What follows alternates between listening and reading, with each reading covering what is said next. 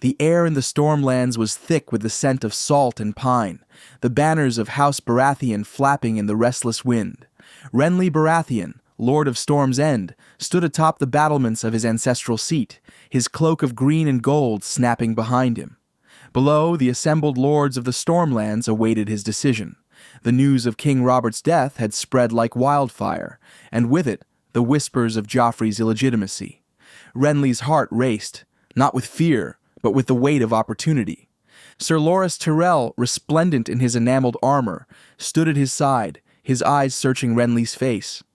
"The men are ready, my lord," Loras said, his voice low but urgent. "They await your word. Will you take the crown as we planned?" Renly's lips curved into a half-smile, but his eyes were distant, fixed on the horizon where the narrow sea churned. For weeks, he had reveled in the thought of claiming the Iron Throne. He was the charismatic brother, beloved by the small folk, admired by the lords. Why should he not be king? Yet, the letter from Stannis, delivered by a grim-faced rider from Dragonstone, had shaken him. "The throne is mine by right," Stannis had written, his words as unyielding as the man himself. "Joffrey is no true Baratheon. Support me, Renly, and together we will cast down the Lannisters." Renly had laughed at first, imagining Stannis' dour face as he penned those words. Stannis, who never smiled, who cared more for duty than for men's hearts. But the laughter had faded. Renly was no fool. He knew the laws of succession, and he knew Stannis' claim was stronger. He also knew that a divided Baratheon cause would only strengthen the Lannisters. For all his charm, Renly could not deny the truth. Stannis was the rightful heir. "I will not take the crown," Renly said at last, his voice steady. Loras's eyes widened, and a murmur rippled through the gathered knights nearby. "I will declare for my brother, Stannis Baratheon, the rightful king of the Seven Kingdoms." The words hung in the air like a thunderclap. Loras stepped closer, his voice a fierce whisper. "Renly, you cannot mean this. The Stormlands are yours. The Reach will follow you. You could be king." Renly turned to Loras, his expression softening. "And what kind of king would I be, Loras, if I built my reign on a lie? Stannis is Robert's heir. The gods and laws are clear. If I claim the throne, I divide our house and hand victory to the Lannisters. I will not be the man who fractures the realm for ambition." Loras's jaw tightened, but he said nothing. Renly placed a hand on his shoulder, then turned to address the assembled lords. "My brother Stannis is the true king. I call upon you, my bannermen, to pledge your swords to him. Together, we will march on King's Landing and end the reign of the false King Joffrey." The lords exchanged uneasy glances. Some, loyal to Renly's charm, hesitated. Others, bound by tradition, nodded in approval. Lord Mathis Rowan, a staunch ally of the Tyrells, stepped forward. "If you stand for Stannis, my lord, then so do we. But what of the Reach? Will Lord Mace follow your lead?" Renly's smile returned, sharp and confident. "Leave my good father to me. The Tyrells will see reason." The journey to Highgarden was swift, the roads lined with blooming roses and golden fields. Renly rode at the head of a modest retinue, Loras at his side, their banners proclaiming loyalty to Stannis. Word had already reached Mace Tyrell, and the Lord of Highgarden awaited them in his opulent solar, surrounded by his bannermen and his mother, the formidable Olenna Tyrell. Mace Tyrell, broad and florid, rose from his seat as Renly entered. "Lord Renly, I had hoped to hear you proclaim yourself king, not bend the knee to your brother. Stannis is a hard man, unyielding. The Reach will not follow a king who spurns our loyalty." Renly inclined his head, his charm undimmed. "Lord Mace, I understand your concerns. Stannis is not a man to inspire love, but he is a man to inspire victory. His claim is ironclad, and his will is unbreakable. With the Stormlands and the Reach united behind him, no force in Westeros can stand against us." Olenna Tyrell, seated in a corner with a goblet of wine, snorted. "Pretty words, boy. But Stannis has no love for the Tyrells, nor we for him. Why should we risk our blood for a man who'd sooner burn our septs than thank us?" Renly met her gaze, unflinching. "Because, my lady, the Lannisters are a greater threat. Joffrey's rule is a farce, and Cersei's ambition will drown the realm in blood. Stannis offers justice, not chaos, and I offer you this. Margaery will be his queen. The room stilled. Mace's eyes widened, and even Olenna's sharp tongue paused. Renly pressed on. Stannis' wife, Selyse, is a cold woman, and their daughter is sickly. The realm needs a queen who can unite it, and Margaery is that woman. If Stannis agrees to set Selyse aside, a decision I will persuade him to make, Margaery will sit beside him, and the Tyrells will rise higher than ever. Mace leaned forward, his ambition plain. And if Stannis refuses? Then I will march with him regardless. Renly said firmly. But I know my brother. He values duty above all. If I show him that Margaery's hand strengthens his cause, he will agree. Olenna's eyes narrowed, but a faint smile played on her lips. You're bolder than you look, Renly Baratheon. Very well, convince Stannis, and the Reach is yours, or rather, his. Dragonstone was as grim as Renly remembered, its black stone towers rising like jagged teeth from the sea.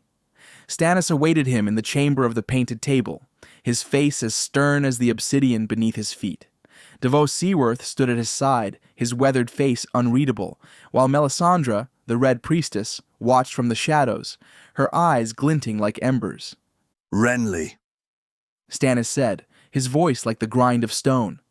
you've come to bend the knee. I did not expect it. Renly forced a smile, though the air in the room felt heavy with suspicion. I've come to do what is right, brother. The throne is yours by law, the Stormlands are yours, and I bring the promise of the Reach, if you will hear me. Stannis' eyes narrowed. The Reach follows Mace Tyrell, and he follows ambition. What have you promised him? Renly took a breath, knowing this was the crux. Margaery Tyrell as your queen.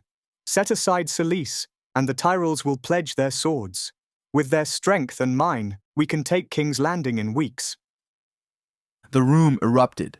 Selyse, standing near Melisandre, let out a sharp cry of outrage.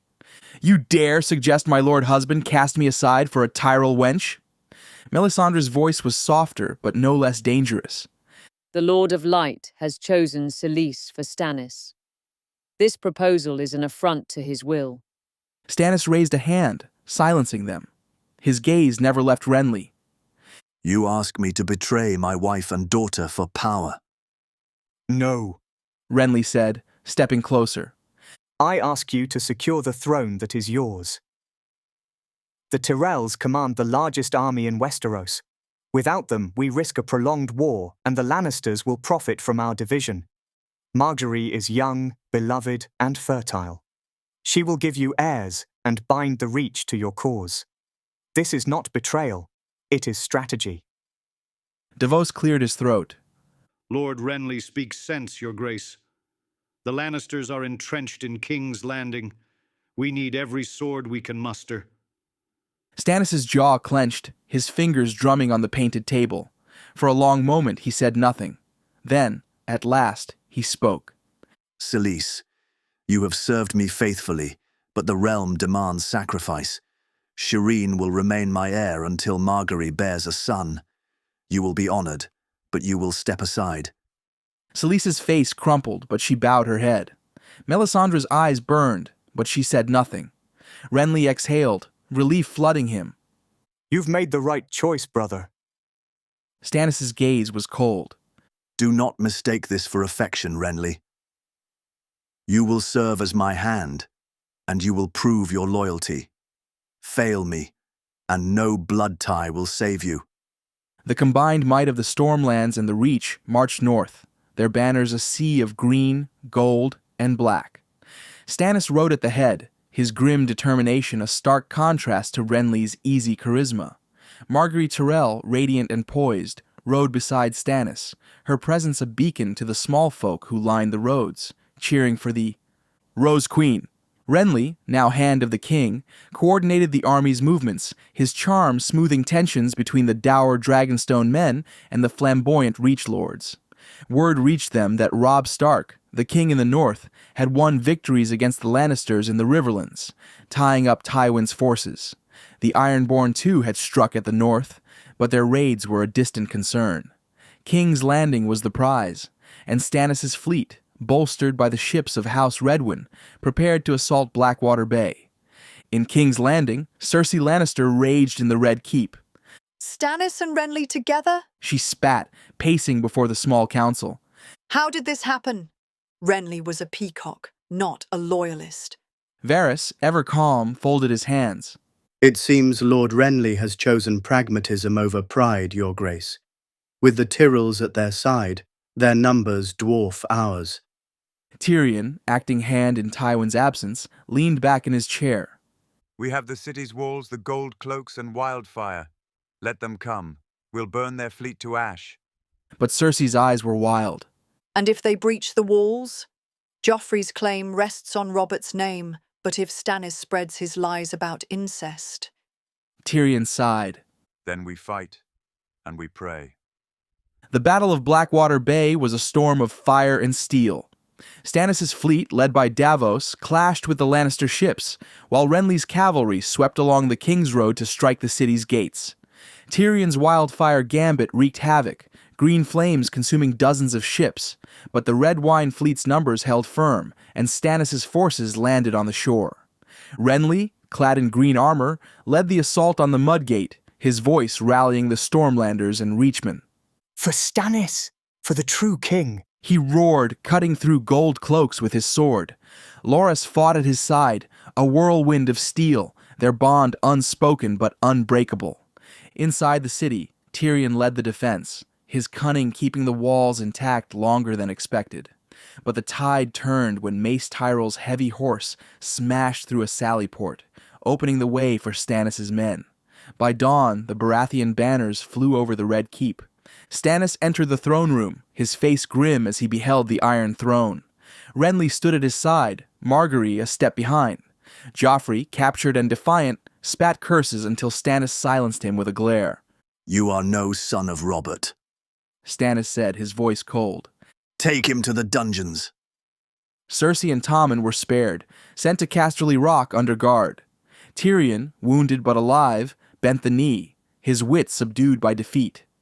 You've won, Stannis, he said. but holding the throne is harder than taking it. Stannis' coronation was a somber affair, the sept stripped of Lannister finery. Margaery stood radiant as his queen, her charm softening the court's unease. Renly, as Hand, worked tirelessly to bind the realm, negotiating with Robb Stark to secure the North's fealty in exchange for autonomy. The Ironborn, weakened by their overreach, were driven back by a combined Baratheon-Stark campaign. But tensions simmered. Melisandre's influence grew, her talk of the Lord of Light unsettling the faith. Renly clashed with her often, his pragmatism at odds with her zeal. The realm will not kneel to a foreign god. He warned Stannis. You need the faith, not flames. Stannis listened, but his trust in Melisandre remained. When reports came of a growing threat beyond the wall, wildlings and worse, Stannis turned his gaze north. The true war lies there, he said, his voice resolute. Renly, you will hold the south. Prove your worth. Renly nodded, but his heart was heavy. He had united the Baratheons, won the throne, and secured a fragile peace. Yet the shadow of Melisandre's red god loomed, and the whispers of a greater threat grew louder. Westeros was his brother's, but for how long? In the years that followed, Stannis ruled with an iron hand, his justice harsh but fair. Margaery bore him a son, Robert, named for their fallen brother, and the Tyrells solidified their power. Renly, ever the diplomat, kept the lords in line, though his heart belonged to Loras and the Stormlands. But the North called, and with it, the whispers of ice and fire. As Stannis marched to face the others, Renly remained in King's Landing, his charm holding a fractious court together. He wondered in quiet moments what might have been had he taken the crown. Yet, as he watched Margaery charm the small folk and Stannis wield his unyielding will, he knew he had chosen rightly. The storm had bent to the flame, and for now, the realm endured.